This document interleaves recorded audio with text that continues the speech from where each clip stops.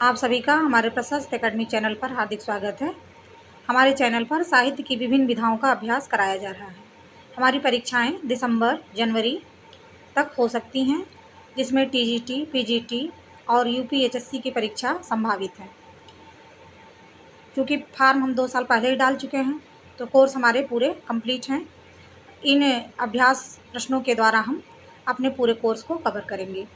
इसमें हम हिंदी साहित्य के इतिहास, नाटक, एकांकी, उपन्यास, कहानी, आधुनिक काव्य पर और व्याकरण पर प्रश्न हल कर चुके हैं। पुरानी वीडियोज़ हमारे चैनल पर हैं, उन्हें आप देखकर लाभ उठा सकते हैं। आज का प्रश्न है कि विद्यापति की पदावली मैथिली हिंदी में रचित होने पर भी निम्नलिखित में से किससे प्रभावित है। ये भाषा के बारे में पूछ रहे हैं कि किससे प्रभावित है। ये प्रभावित है बंगला से। विद्यापति की पदावली जो है वो मैथिली भाषा में लिखी गई है और बंगला से भाषा से ये प्रभावित है। इनकी मैथिली में जो रचनाएं हैं वो मैथिली में रचित पदावली और गोरक्ष विजय है। अवहट्ट में कीर्तिलता और कीर्ति पताका है। संस्कृत में इनकी जो रचनाएं हैं वो शैव सर्वस्व सार, गंगा वाक्यावली, बहु परिक्रमा, दान वाक्यावली, विभाग सार, लिखनावली, दुर्गा भक्त तरंगिणी, ये इनकी संस्कृत की रचनाएं हैं और ये अवहट्ट की रचनाएं हैं और इधर मैथिली में रचित रचनाएं हैं। पदावली के कारण ही इन्हें मैथिल कोकिल भी कहा गया है। विद्यापति को पदावली के कारण मैथिल कोकिल कहा गया है। और विद्यापति कृत कीर्तिलता की रचना भृंग भृंगी संवाद के रूप में है।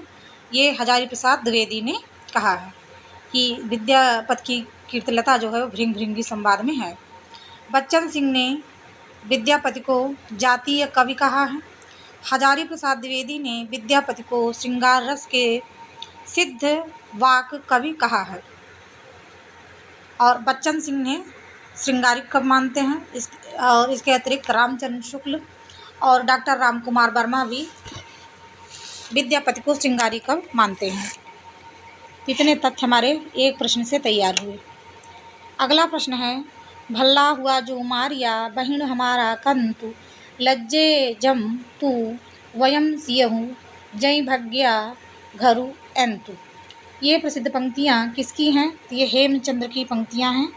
हेमचंद्र ने अपने ग्रंथ में ये कहा है। इनकी रचना जो है कुमारपाल चरित है। कुमारपाल चरित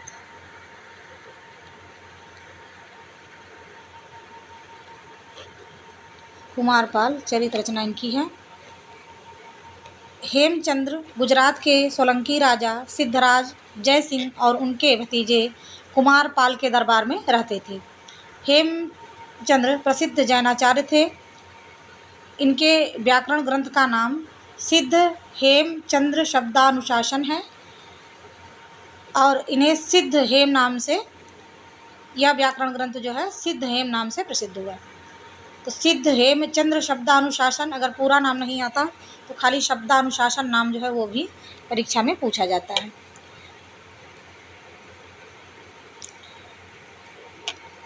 हेमचंद्र को प्राकृत का पाणिनि भी कहा जाता है। ये भी एक महत्वपूर्ण तथ्य है कि हेमचंद्र को प्राकृत का पाणिनि भी कहा जाता है। कुमारपाल चरित योग शास्त्र, प्राकृत व्याकरण, देशी नाममाला, छंदोनुशासन हेमचंद्र की महत्वपूर्ण रचनाएं हैं। सारंगधर की रचना जो है वो सारंगधर पद्धति है। यह संस्कृत भाषा में लिखा गया एक पद्य कोश है। सोमप्रभ सूर्य की रचना है कुमारपाल प्रतिबोध। काणपा जो नाम दिया है 84 सिद्धों में से एक थे काणपा। आदिकाल को चारण काल इनमें से किस साहित्यकार ने कहा था? चारण काल डॉक्टर राम कुमार वर्मा ने कहा था और मिश्र बंधुओं ने आरंभिक काल कहा था और मोहन अवस्थी ने इसे आधार काल कहा था। यहाँ देखिए नामकरण किया गया है। चारण काल डॉक्टर ग्रियर्सन, आरंभिक काल, मिश्रबंधु, बीजवपन काल, महावीर प्रसाद द्विवेदी, वीरगाथा काल, आचार्य रामचंद्र शुक्ल, आदिकाल हजारी प्रसाद द्विवेदी और सिद्ध सामंत काल राहुल सांकृत्यायन। यहाँ चारण काल जो नाम दिया है, चारण काल नाम डॉक्टर राम कुमार वर्मा ने भी कहा है और डॉक्टर ग्रियर्सन ने भी कहा है। अब ये राम कुमार वर्मा का संधि एवं चारण काल दोनों नाम देते हैं, संधि एवं चारण काल। संधि एवं चारण काल, चूँकि प्रश्न में जो ऑप्शन है वो डॉक्टर ग्रियर्सन इसमें नहीं है, इसलिए डॉक्टर राम कुमार वर्मा को चारण काल नाम दिया हुआ मान लिया गया है।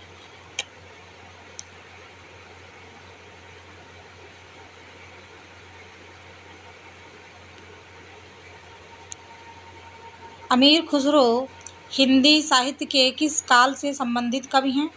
तो अमीर खुसरो जो है आदिकाल से संबंधित कवि हैं और काल से संबंधित कवि हैं। इनका जन्म जो है 1253 से 1325 इनका समय है और इनका असली नाम जो था वो था अबुल हसन। और अमीर खुसरो के जो गुरु थे वो निजामुद्दीन औलिया थे और अमीर खुसरो को खड़ी बोली हिंदी का आदि कवि भी कहा जाता है। खुसरो ने दिल्ली के सिंहासन पर 11 राजाओं का आरोहण देखा था। डॉक्टर ईश्वरी प्रसाद ने अमीर खुसरो को महाकवि या कवियों में राजकुमार की संज्ञा दी थी। ये महत्वपूर्ण तथ्य हो गया। कवियों में राजकुमार की संज्ञा किसने दी थी? तो ईश्वरी प्रसाद ने।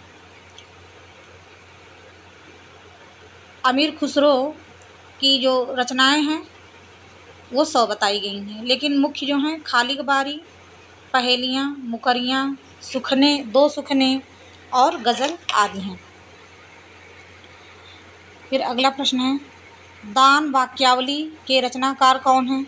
तो दान वाक्यावली के रचनाकार जो हैं वो विद्यापति हैं और ये संस्कृत में लिखा गया है, संस्कृत में लिखा गया है।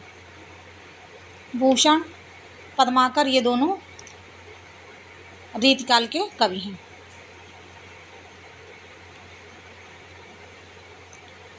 विद्यापति को कृष्ण भक्तों की परंपरा में न समझना चाहिए, यह इनमें से किसका कथन है? तो ये रामचंद्र शुक्ल का कथन है कि विद्यापति को कृष्ण भक्त कवियों में नहीं समझना चाहिए। ये रामचंद्र शुक्ल का कथन है, अपने हिंदी साहित्य के इतिहास में उन्होंने यह कहा है।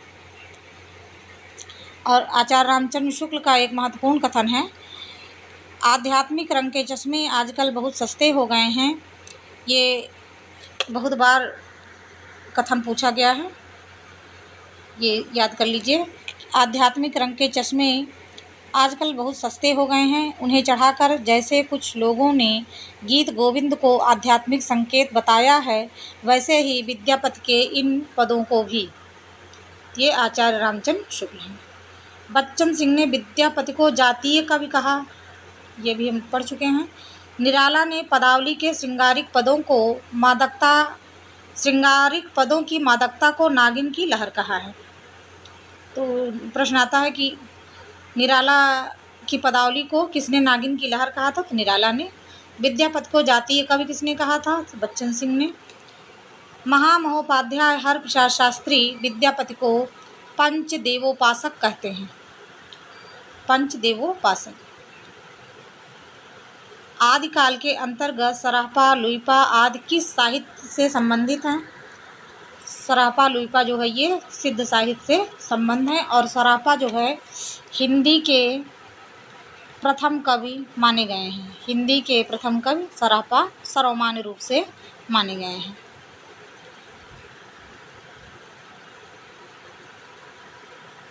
निम्नलिखित में से कौन सी काव्यधारा भक्ति काल के अंतर्गत नहीं आती? भक्ति काल के अंतर्गत नहीं आती पूछ रहा है। तो राम भक्त काव्यधारा, ज्ञानाश्रयी काव्यधारा, कृष्ण भक्ति काव्यधारा, ये तीनों भक्ति काल के अंतर्गत हैं, जबकि रासो काव्यधारा ये आदिकाल के अंतर्गत आता है। सिद्ध सामंत युग की कविताओं की सृष्टि आकाश में नहीं हुई, वे हमारे देश की ठोस धरती की उपज हैं। यह कथन किसका है? यह राहुल सांकृत्यायन का कथन है। वे हमारे देश की ठोस धरती की उपज हैं। ये नोट कर लीजिए, एग्ज़ाम में आने लायक है। सिद्ध सामंत युग की कविताओं की सृष्टि आकाश में नहीं हुई, वे हमारे देश की ठोस धरती की उपज हैं। ये राहुल सांकृत्यायन ने कहा है।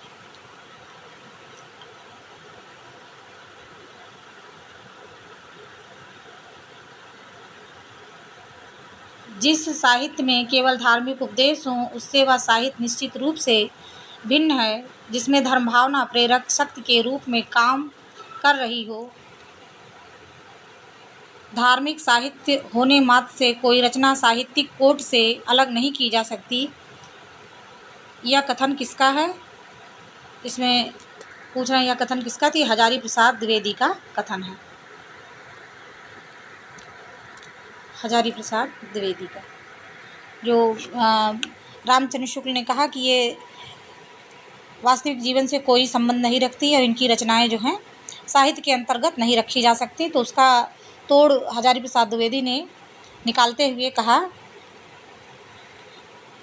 कि जिस साहित्य में केवल धार्मिक उपदेश हों, उससे वह साहित्य निश्चित रूप से भिन्न है। जिसमें धर्म भावना प्रेरक शक्ति के रूप में काम कर रही हो। धार्मिक साहित्य होने मात्र से कोई रचना साहित्यिक कोट से अलग नहीं की जा सकती। ये रामचंद्र शुक्ल के कथनों का उत्तर हजारी प्रसाद द्विवेदी ने दिया है। अब देखिए, रामचंद्र शुक्ल ने क्या कहा कि सिद्धों और योगियों की रचनाएं साहित्यिक कोट में नहीं आती और योगधारा काव्य या साहित्य की कोई धारा नहीं मानी जा सकती। तो उसी इस कथन पे उन्होंने हजारी प्रसाद द्विवेदी ने उत्तर दिया था।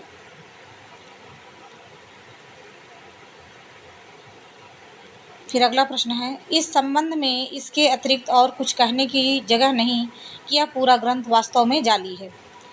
यह पृथ्वीराज रासो के लिए रामचंद्र शुक्ल का कथन है। रामचंद्र शुक्ल को पृथ्वीराज ने अप्रामाणिक माना था। जिसमें अप्रामाणिक मानने वाले में डॉक्टर वूलर, गौरी शंकर, हीरा चंद ओझा, आचार्य रामचंद्र शुक्ल, देवी प्रसाद, कविराज, श्यामल दास,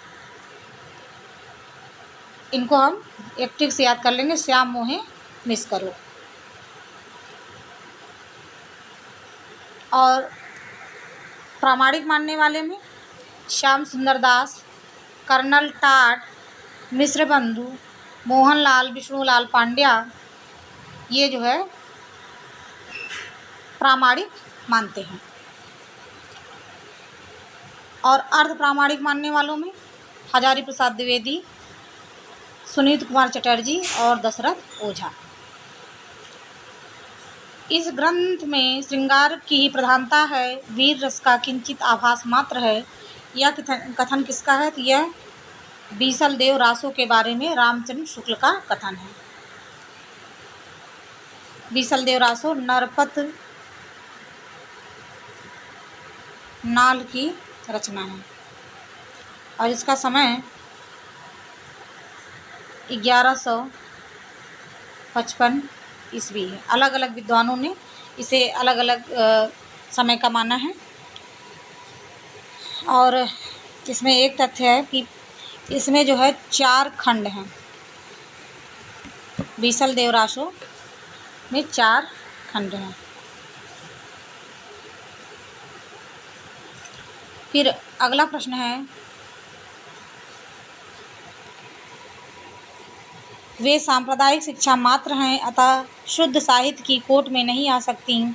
सिद्धों, नाथों, योगियों की रचनाओं के विषय में यह कथन किसका है? यह कथन रामचंद्र शुक्ल का है।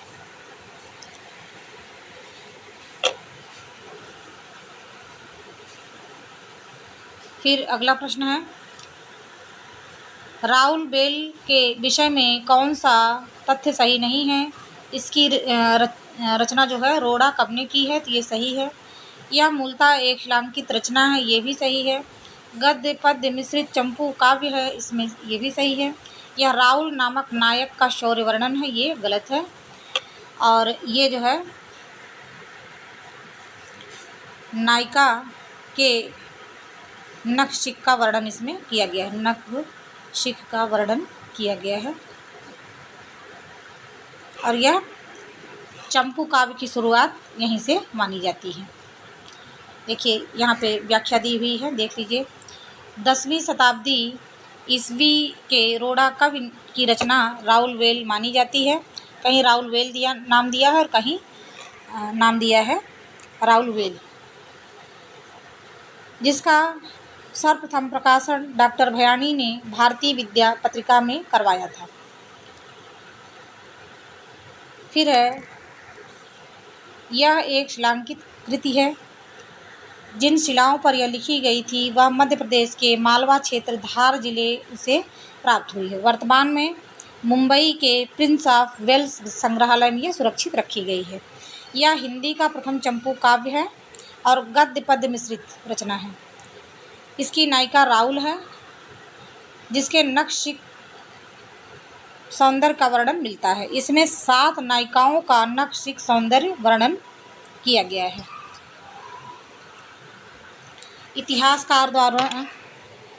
इतिहासकारों द्वारा मान्य हिंदी का प्रथम कवि को सुसंगत कीजिए। यहाँ किसके अनुसार कौन सा कवि पहले है? तो राम कुमार वर्मा ने स्वयंभू को माना था, शिव सिंह सेंगर ने पुष्पदंत को माना था, राहुल सांकृत्यायन ने सरहपाद को माना था और गणपत चंद्रगुप्त ने शालभद्र शूर को माना था। इस तरह से ये सही हो जाएगा। फिर अगला प्रश्न है, यहाँ देख लीजिए।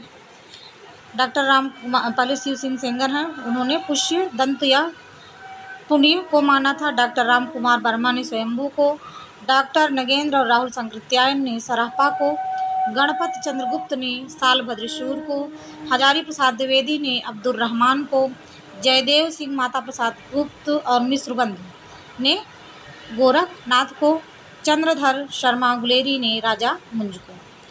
इस तरह से इन्होंने हिंदी का प्रथम कवि इन लोगों को स्वीकार किया था। कौन सा विकल्प सुमेलित नहीं है? श्रावकाचार, देवसेन, ये सही है। नेमिनाथ रास सुमतगण, ये भी सही है। भरतेश्वर बाहुबली रास शालभद्रसूर, ये भी सही है। रेवंत गिरिरास जिन धर्मसूर, ये सही नहीं है। रेवंत गिरिरास जो है रचना वो विजय सेन सूरी की है, विजय सेन सूर की है।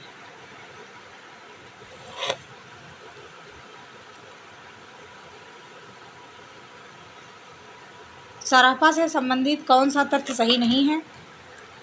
वे सिद्ध साहित्य के प्रारंभकर्ता थे, सही है। दोहा कोश उनकी प्रसिद्ध रचना है, सही है। उनकी भाषा सर्वत्र सीधी सरल मानी जाती है, तो ये कथन गलत है। उन्होंने अंतःसाधना पर जोर देते हुए पंडितों को फटकार लगाई है, ये सही है। उनकी भाषा जो है सीधी सरल नहीं थी, रहस्यवादी भाषा थी या व्यंग्यात्मक भाषा उनमें थी, उनमें आक्रोश का स्वर था। और डॉक्टर बच्चन सिंह कहते हैं कि आक्रोश का प्रथम स्वर सराफा में ही दिखाई देता है।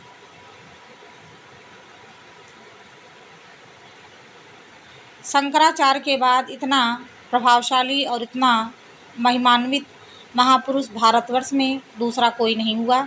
यह कथन किसका है? तो ये हजारी प्रसाद द्विवेदी का कथन है और गोरखनाथ के लिए है। गोरखनाथ के लिए तुलसीदास ने कहा था, गोरख जगायो जोग भगत भगायो लोग।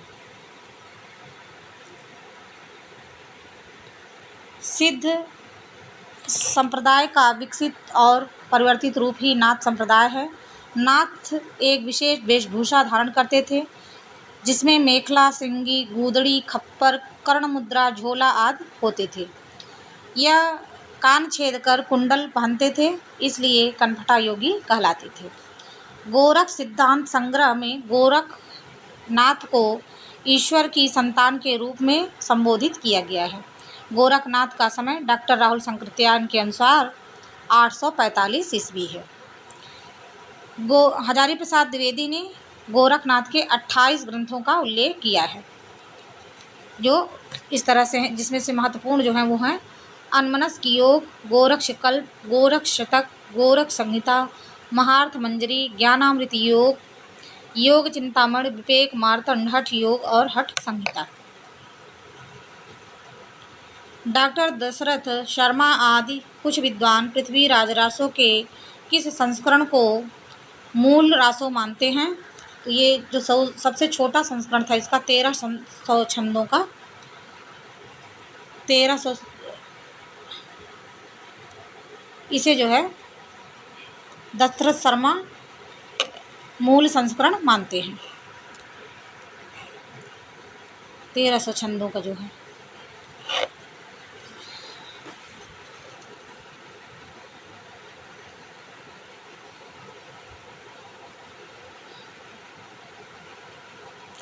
पृथ्वीराज रासो जो है चंद्रवरदाई की रचना है और इनका जन्म जो है 1168 ईस्वी माना गया है। लाहौर में इनका जन्म हुआ था। पृथ्वीराज रासो में 69 समय हैं और 68 छंद हैं। इसमें 69 समय और 68 छंद का प्रयोग हुआ है। 69 समय हैं। तो इसमें जो है सबसे इसमें आदि पर्व समय 10वां समय है। जैसे प्रश्न आए कि आदि पर्व समय में कौन सा समय है, तो ये 10वां समय है। 20वां समय पद्मावती समय जो है वो 20वां समय है। कैमास वध 57वां समय है ये, और कैमास वध जो है पूरा, और ये सबसे मार्मिक समय माना गया है। कन्नौज समय को 61वां समय माना गया है, जो सबसे बड़ा समय है। और 65वें समय में विवाह समय है। 69वें समय में महोबा युद्ध दिखाया गया है।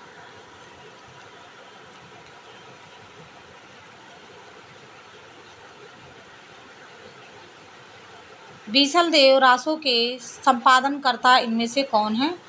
तो माता प्रसाद गुप्त और अगर चंद्र नहाटा ने बीसल देव रासो का संपादन किया था। माता प्रसाद गुप्त के अनुसार बीसल देवरासो जो है 14वीं शती विक्रमी में लिखा गया था। आदिकालीन हिंदी कवि अमीर खुसरो विषयक कौन सा तथ्य सही नहीं है? उनकी पहेलियाँ, मुकरियाँ और दो सुकने हिंदी साहित्य में प्रसिद्ध हैं, ये कथन सही है। उनकी रचनाओं में खड़ी बोली काव्य भाषा बनने का प्रयास कर रही थी, सही है। उन्होंने जीवन काल के साथ घुल मिल कर काव्य रचना की, सही है। जन स्वभाव और जनमानस से उनकी रचनाएं जुड़ी हुई थीं।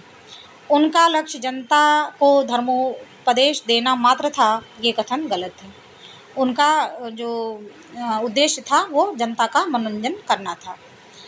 अमीर खुसरो का जन्म जो है 1253 ईस्वी में होता है और एटा में इनका जन्म पटियाली गांव में होता है।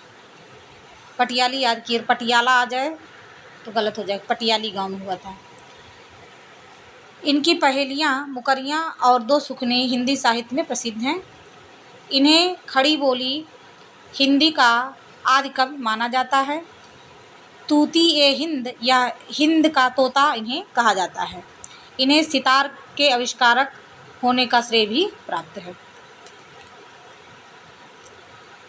आचार्य शुक्ल के अनुसार किस रचना के आधार पर विद्यापति को मैथिल कोकिल कहा गया था?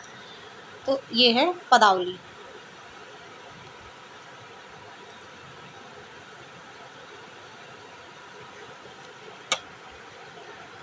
इसके बारे में जो है पहले प्रश्न में ही देख चुके हैं कि दुर्गा भक्त तरंगिणी विद्यापति के पिता गणपत ठाकुर की अधूरी रचना है, जिसे विद्यापति ने पूर्ण किया। कीर्तिलता विद्यापति की पहली रचना मानी जाती है, जिसे हजारी प्रसाद द्विवेदी ने भृंग भृंगी संवाद माना है। विद्यापति की पदावली की भाषा मैथिली है, जो एक गीत काव्य है।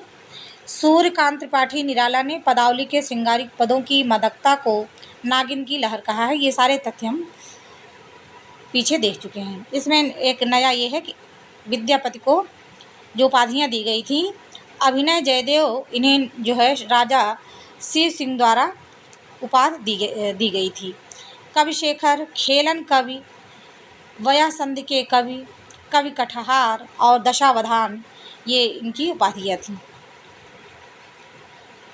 इनमें से कौन सा विवरण सही नहीं है? सिद्धों की वाममार्गी योग भोग साधना की प्रतिक्रिया में नाथपंथियों की हठयोग साधना प्रबल हुई या प्रारंभ हुई, तो ये कथन सही है। जैन साहित्य आचार, रास, फाग और चरित्र शैलियों में रचा गया, ये भी सही है। हिंदी प्रदेश के पूर्वी भाग में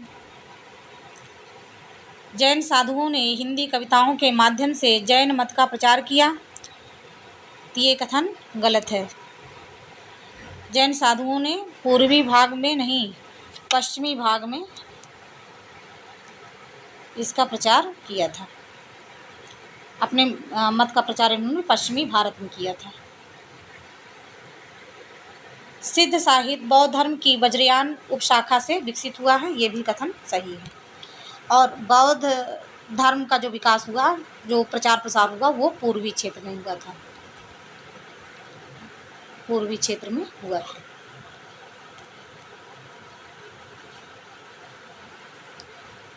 अपभ्रंश के कवियों को विस्मरण करना हमारे लिए हानि की वस्तु है। यही कवि हिंदी काव्यधारा के प्रथम सृष्टा थे। यह कथन राहुल सांकृत्यायन का है।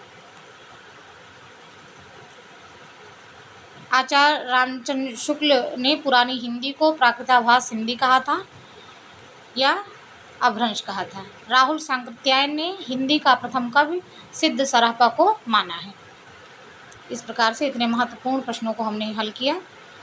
चैनल पर यदि नए हैं तो चैनल को सब्सक्राइब करिए, लाइक एंड शेयर करिए। धन्यवाद। ये जो प्रश्न है आपकी परीक्षा में ज़रूर देखने के लिए मिलेंगे, इसलिए अभ्यास करते रहिए, साथ जुड़े रहिए।